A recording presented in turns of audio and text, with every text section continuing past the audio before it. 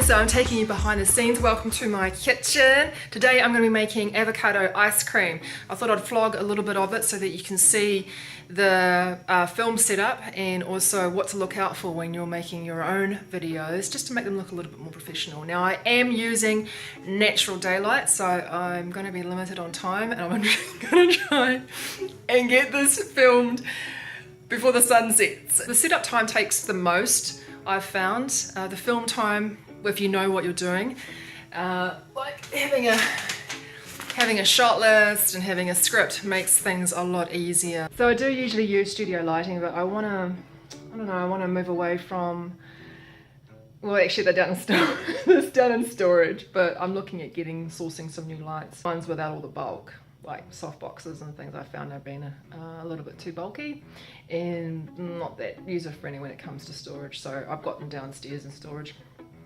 at the moment, and hopefully look at getting some panelled LEDs. But anyway, let's get into it.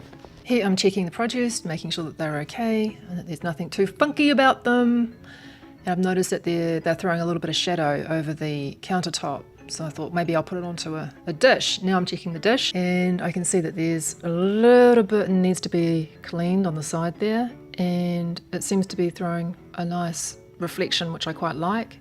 And here I'm practicing movement, so I want to be able to move the dish into frame to make it easier for the editing process. Oh, here I'm checking my hands and nails to make sure that they are looking pretty good, nice and clean. You can't have troll hands if you're handling food. Not a good look, not a good look. I'm doing a white balance there. It's just an easier way of white balancing the camera. Use my hands.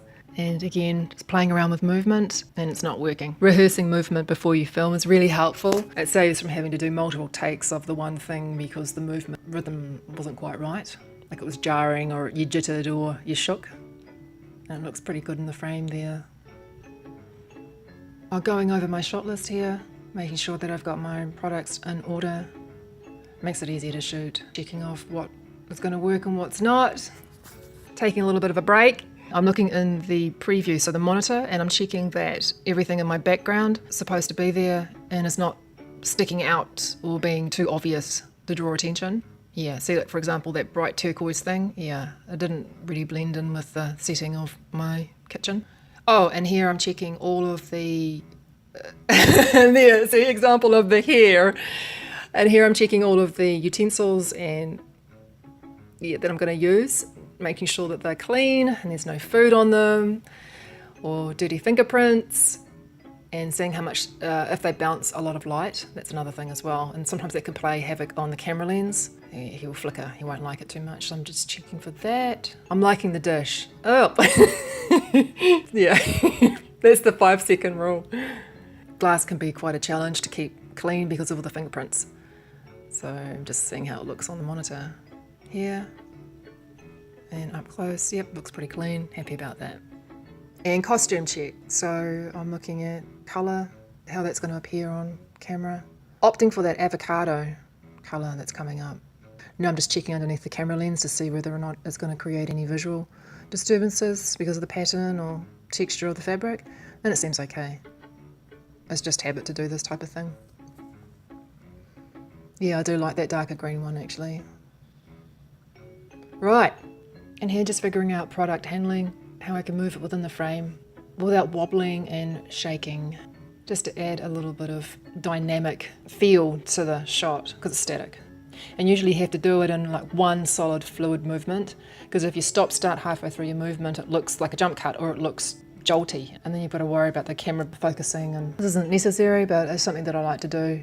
Maybe it's just old school, acting school training. One of the key requirements with on-screen work is knowing how to handle your products, especially if you're doing commercial work and that type of thing, and you only get a couple of takes, so you've got to get it right. So I'm liking how that's all framed up within the monitor, and that's feeding through to the camera, so I know what the main shot is going to look like if I was to see it on screen. So I'm happy with that. Checking the Ninja, make sure he's clean and tidy, and that's how I'm filming. And the tripod setup and the angle of the camera, and it's the shot that the finished frame that you see there on the monitor. Just making sure that the product looks pretty and clean and tidy, and there's no obvious pricing stickers or labels, ugly labels on the products. This, guys, you got to watch this, especially around food. Nothing ruins a shot than having this stuff flicking up or laying itself nicely over a nice piece of styled food. Not cool, and it makes the shot unusable. So yeah, just check your film space, especially the area that you're working on. Cleaning down the bench top and making sure that the whatever's going to appear in frame, you know, looks good. Oh guys, what you don't see. So that just happened. Look at this mess here. And I'm not even finished. Oh man. Behind the scenes. Okay guys, so those are really simple, easy tips, but they're very easily forgotten when you're filming on the day, and if you were doing everything, cameraman, front person, product, wrangler, cook, chef, it's very easy to forget the small details. Remember to create a shot list, have a script on hand, and also a checklist. You should have a really smooth filming day. If these tips were helpful, let me know with a thumbs up. I will catch you tomorrow. See you guys, bye! So it's best to get the raw material right in the first place, and it just saves a lot of time in the edit process.